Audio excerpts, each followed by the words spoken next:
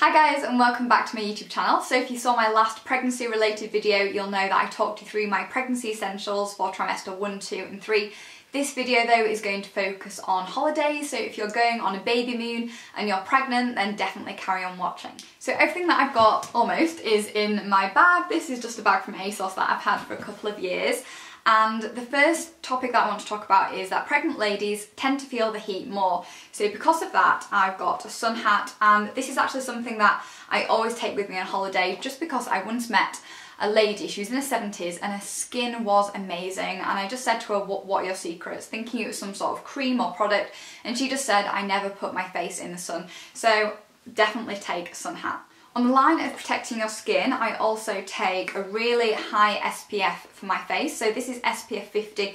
This is a gel oil free, so if you suffer with spots or acne, which I have tended to do in the past, then definitely pick this one up. For my body then, I actually went with La Roche-Posay. This was on offer. This is SPF 30, and the reason why I picked up these two is that they're broad spectrum UVA and UVB. So when you see that a product just has 3 stars or 4 stars, it's not a full broad spectrum. So definitely if it says UVA and UVB, then you're covered. Sticking with products is something to help to prevent stretch marks, so I actually took Signs of Skin, which I've posted about before if you follow me on Instagram, which is @mummynutrition. The reason why I took this instead of a cream is that it's an aerosol lid, so it's not only really quick and easy to use, but it doesn't leak in your case. So yeah, I use this twice a day, once in the morning and once before I got into bed at night. Something that I bought out there that I really wish that I'd bought in England, to be honest, because it was more expensive and I don't think this really worked, was a mozzie spray. So about 3 days into my holiday, we went to Italy, we went for a week, and it was really lovely. However, I got bitten about 7 times on my legs. So I went to the local pharmacy and I bought this Chico spray. This is suitable for babies, it's because it is quite natural.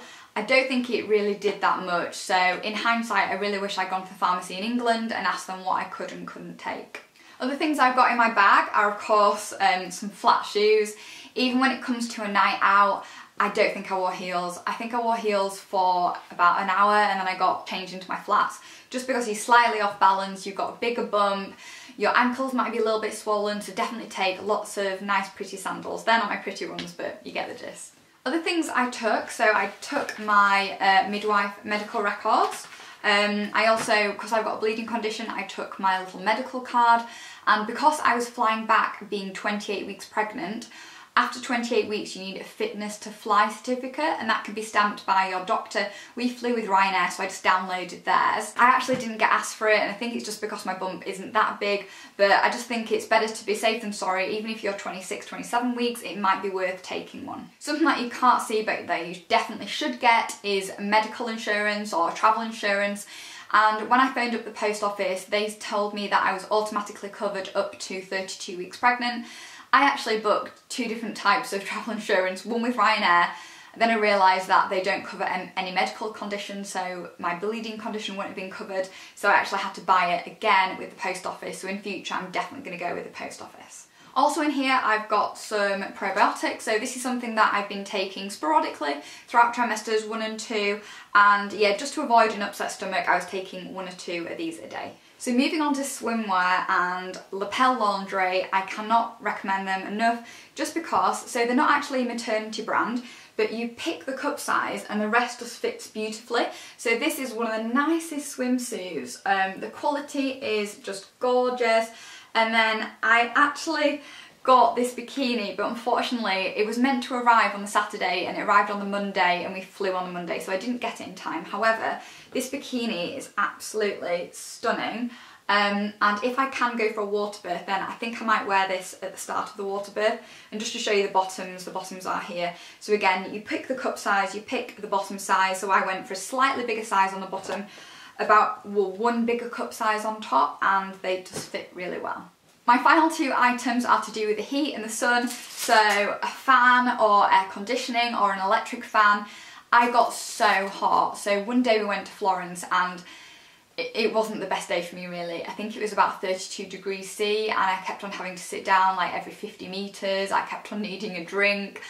I wasn't in the best of moods, so I just kept out the sun as much as possible, so definitely take a fan. So the last item is something that you'll probably take anyway, but I love my sunglasses, so I take about 3 pairs and I tend to wear a cheaper pair in the pool when I'm swimming, just because I hate the glare of the sun like bouncing off the water, and then a nicer pair if we went out during the day. So that's everything, but I will actually say something that I always take on holiday, and not everyone takes one of these. So I've got a couple of these like wraps, they're kind of like this like material base, and I basically sunbathe on these. Well, I don't sunbathe, I just shade bathe and read my book.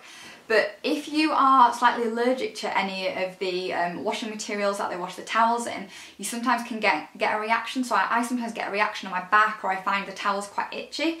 So instead of using the towels, I use the towels to dry off with, and then I pop one of these down, and these dry a lot quicker than towels as well. So I think I got these actually when I was on holiday. So yeah, so that's just a top tip. So I really hope that you found this video useful. If you've got any other pregnancy holiday essentials, I would love to know what they are, so please leave them down below, and I look forward to seeing you soon. Bye!